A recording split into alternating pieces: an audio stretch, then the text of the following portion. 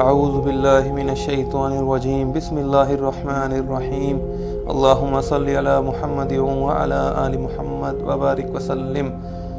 سعد بنو سلیم کے حضور پاک صلی اللہ علیہ وآلہ وسلم کے پاس تشریف لائے۔ رنگ کے کالے تھے اور غریب بھی تھے۔ فرمایا یا رسول اللہ صلی اللہ علیہ وسلم، میں کالا ہوں اور غریب بھی ہوں، مجھے کوئی بیٹی نہیں دیتا، میرا نکاح کرا دیں، میری شادی کرا دیں۔ تو آپ صلی اللہ علیہ وسلم نے پوچھا عمر بن وہب ثقفی موجود ہیں؟ لوگوں نے کہا موجود نہیں، وہ بنو ثقیف کے، وہ گورے اور خوبصورت۔ تو آپ صلی اللہ علیہ وسلم نے فرمایا جاؤ اس کے گھر جاؤ اور کہو کہ اپنی بیٹی کا رشتہ تمہیں دے دے۔ اب یہ ان کے گھر گئے، دروازہ کھٹکھٹایا، کہا کون؟ کہا سعد آیا ہے، اللہ کے نبی کا بھیجا ہوا، اللہ کے نبی نے بھیجا ہے۔ جب وہ باہر آئے کہا کیا چاہتے ہو؟ تو انہوں نے کہا کہ اللہ کے نبی نے پیغام بھجوایا ہے کہ اپنی بیٹی کا نکاح مجھ سے کر دو، اپنی بیٹی مجھے دے دو۔ تو انہوں نے کہا جاؤ جاؤ اپنا کام کرو، تم کالے اور غریب، میں تمہیں کیسے اپنی بیٹی دے دوں؟ یہ کہا اور اندر چلے گئے۔ اندر گئے تو بیٹی نے کہا ابا جان آپ کس کو انکار کر کے آئے ہیں؟ کیا وہ خود آئے تھے؟ کیا اللہ کے نبی نے بھیجا تھا؟ اللہ کے نبی کی بات کو ٹھکرا دیا؟ میں راضی ہوں، میری خاطر انکار کیا تھا، میں راضی ہوں، میں شادی کرنے کے لیے راضی ہوں، جلدی جاؤ جلدی جاؤ، اس کو روکو، کہیں اللہ کا عذاب ہم پر نازل نہ ہو جائے۔ اب یہ آپ صلی اللہ علیہ وسلم کی محفل میں پہنچے اور پیچھے پیچھے وہ عمر بن وہب ثقفی بھاگے بھاگے ہوئے آئے، وہ بھی پہنچے اور آپ صلی اللہ علیہ وسلم کی محفل میں پہنچتے ہی انہوں نے کہا کہ یا رسول اللہ صلی اللہ علیہ وسلم میں راضی ہوں بیٹی دینے کے لیے۔ تو میرے نبی نے وہی نکاح پڑھایا اور میرے نبی نے کہا 400 درہم حق مہر مقرر کیا۔ تو اور میرے نبی نے فرمایا سعد 400 درہم حق مہر ادا کرو اور اپنی بیوی کو لے جاؤ۔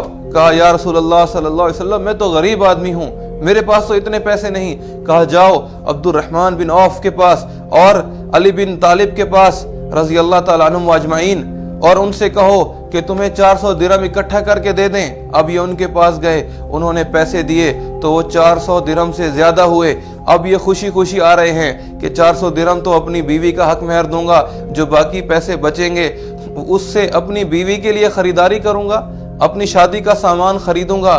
اب یہ انہی خیالات کے اندر آ رہے ہیں اور مدینہ کے بازار میں پہنچے۔ جیسے ہی پہنچے، یہ وہ دور تھا جس دور میں کفار بدو مدینہ پر حملہ کیا کرتے تھے، کبھی مویشی لوٹ لیے، کبھی کوئی گھر لوٹ لیتے تھے۔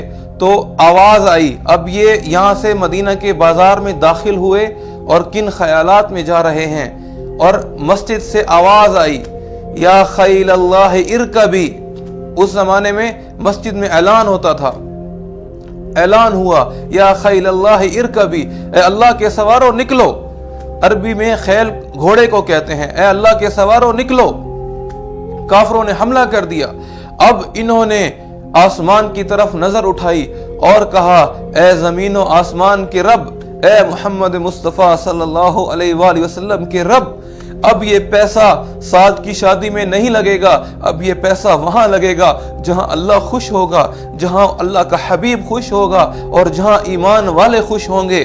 اس سے گھوڑا خریدا اور ڈھال خریدی اور تلوار خریدی اور منہ کو کپڑے سے چھپایا اور گھوڑے پر بیٹھے سیدھا میدان جنگ میں اب گھس گئے اور لڑنا شروع کیا، اور لڑتے لڑتے لڑتے لڑتے ان کا گھوڑا زخمی ہوا، یہ گھوڑے سے نیچے گرے۔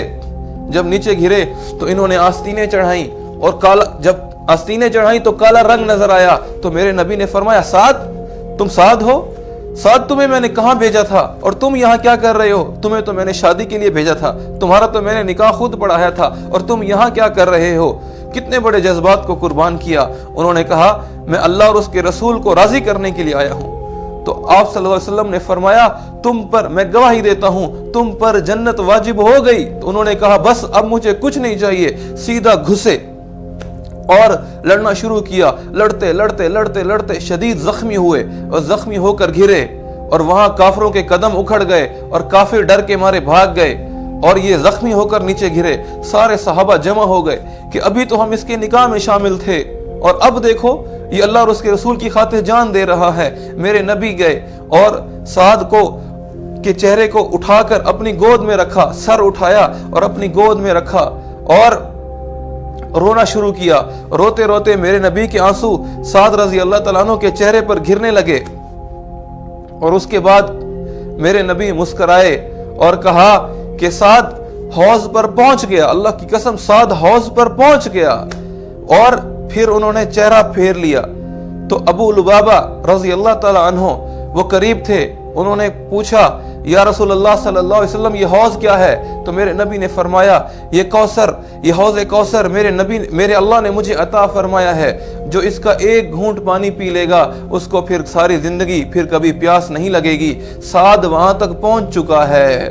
تو ابو لبابہ رضی اللہ تعالیٰ عنہ نے پوچھا یا رسول اللہ صلی اللہ علیہ وسلم آپ پہلے روئے، پھر آپ مسکرائے اور اس کے بعد آپ نے چہرہ پھیر لیا، ذرا بتائیں گے ایسا کیوں کیا؟ آپ نے فرمایا میں رویا سعد کی جدائی پر، اور میں ہنسا، میں مسکرایا سعد کے جنت کے درجات کو دیکھ کر، اور میں نے دیکھا کہ اس کی جنت کی بیویاں اس کو لینے کے لیے دوڑی ہوئی اس کی طرف بھاگی ہوئی آ رہی ہیں، اور ہر بیوی دوسری سے پہلے اس کے پاس پہنچنا چاہتی ہے۔ میں یہ منظر دیکھ کر شرمایا اور شرم کی وجہ سے میں نے اپنا منہ پھیر لیا۔ سعد جنت میں پہنچ گیا۔ میرے بھائیو، صحابہ نے بڑے بڑے جذبات کو قربان کیا، اتنے بڑے جذبات کو قربان کیا۔ عشق، اللہ اور اس کے رسول سے عشق کی لازوال داستانیں اس دھرتی کے سینے پر لکھ کر چلے گئے۔ اس دھرتی نے نہ ان جیسے لوگ نہ پہلے دیکھے، نہ آئندہ دیکھے گی، نہ کوئی آ سکتا ہے۔ میرے بھائیوں، صحابہ نے سب کچھ قربان کیا، اپنے جذبات کو قربان کیا اللہ اور اس کے رسول کی خاطر، اور کامیاب ہو گئے، ہمیشہ ہمیشہ کے لیے کامیاب ہو گئے۔ میرے بھائیوں، ہم بھی اپنے جذبات کو قربان کرنے والے بن جائیں، اللہ اور اس کے رسول کی خاطر اپنے جذبات کو قربان کرنے والے بن جائیں۔ ہم وہ کام کریں جس سے اللہ خوش ہوتا ہے، جس سے اللہ کا حبیب خوش ہوتا ہے۔ ہم وہ نہ کریں جس سے اللہ ناراض ہوتا ہے، جس سے میرا حبیب ناراض ہوتا ہے۔ ہم نیت کریں، میں بھی نیت کرتا ہوں، ہم سب نیت کریں کہ آج کے بعد ہم وہ کام کریں گے جس سے اللہ خوش ہوگا، جس سے میرا نبی خوش ہوگا، جس سے ایمان والے خوش ہوں گے۔ میں اللہ اور اللہ کے حبیب اور ایمان والوں کی ناراضگی والے کام نہیں کروں گا۔ میں آج کے بعد کوئی گناہ نہیں کروں گا۔ میرا مال وہاں لگے گا جہاں اللہ خوش ہوگا، میری جان وہاں لگے گی جہاں اللہ اور اس کا رسول خوش ہوگا۔ میں بھی نیت کرتا ہوں، آپ سب بھی نیت کریں۔ اللہ تعالی ہم سب کو عمل کی توفیق عطا فرمائے۔